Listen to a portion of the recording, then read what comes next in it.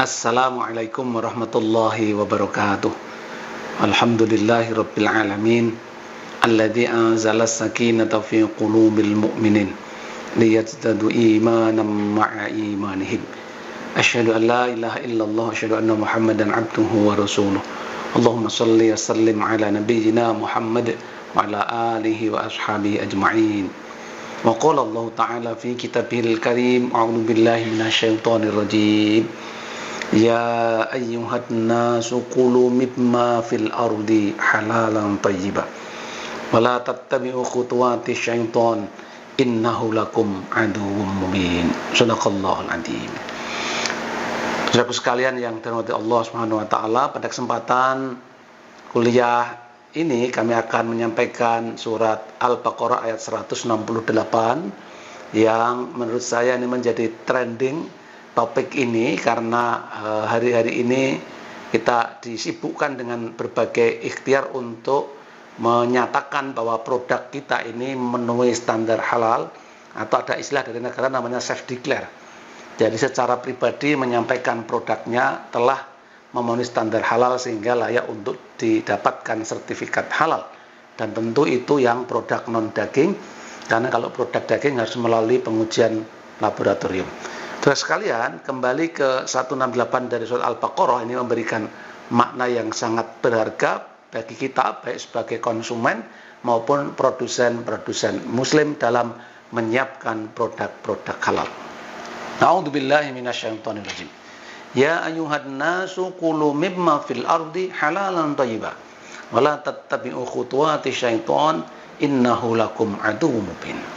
Wahai sekalian manusia, makanlah atau konsumsilah dari yang ada di bumi itu yang memenuhi standar halal dan thayyib, dan jangan kau ikuti hawa nafsumu, karena sungguhnya nafsu itu adalah musuh yang nyata bagi kamu sekalian.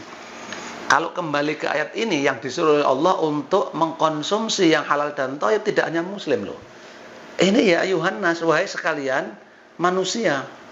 Karenanya kita bisa melihat dari perspektif konsumen produk halal atau pasar dari produk halal itu berarti meluas, tidak hanya muslim yang senang, yang suka terhadap produk-produk yang bersertifikat halal. Nggak hanya muslim tok, nggak hanya muslim ansih, tetapi juga meliputi mereka yang bahkan mungkin tidak beragama sekalipun.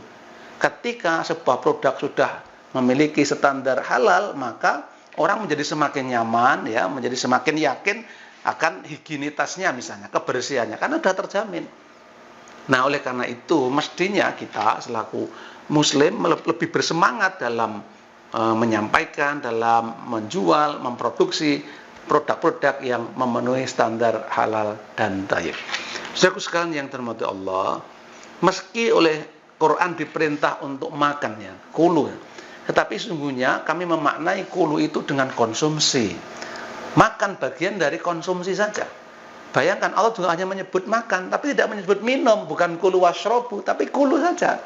Nah, itu artinya benar bahwa kulu itu bagian dari konsumsi. Nah, yang diperintahkan oleh Allah dalam ayat ini tidak sekedar memakan, tapi juga meminum, termasuk juga menggunakan. Jadi kalau kita bicara konsumsi, konsumtif berarti lawannya produksi, lawannya produktif. Nah, kalau konsumsi berarti membeli sesuatu, mengambil sesuatu, tidak untuk dijual kembali, tidak untuk diproduktifkan. Itu namanya barang-barang konsumsi, barang-barang konsumtif.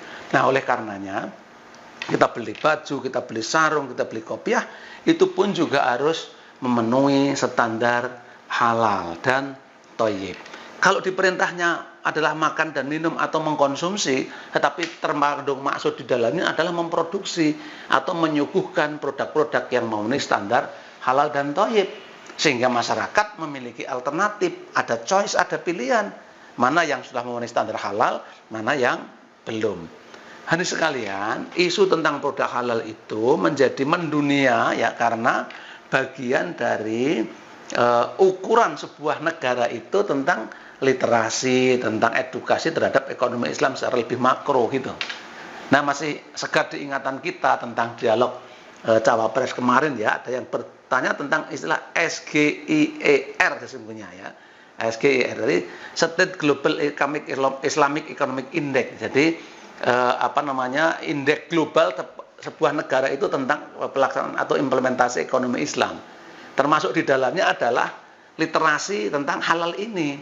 Nah, Indonesia di SGIR ini, Global Report ini, kita ini masih kalah dengan Malaysia loh. Padahal muslim kita lebih banyak, potensinya jauh lebih besar. Tetapi kesadaran, awareness masyarakat Indonesia terhadap produk halal itu ternyata masih rendah. Lebih-lebih tentang ekonomi Islam. Banyak aspek yang bisa didiskusikan, keuangan misalnya, literasi zakat, literasi wakaf uang.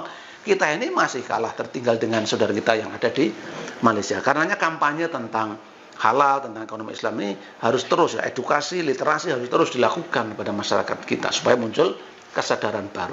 Saudaraku sekalian, kalau kita runut dalam teori konsumsi Muslim, salah satu motif orang mengkonsumsi sesuatu itu karena halal.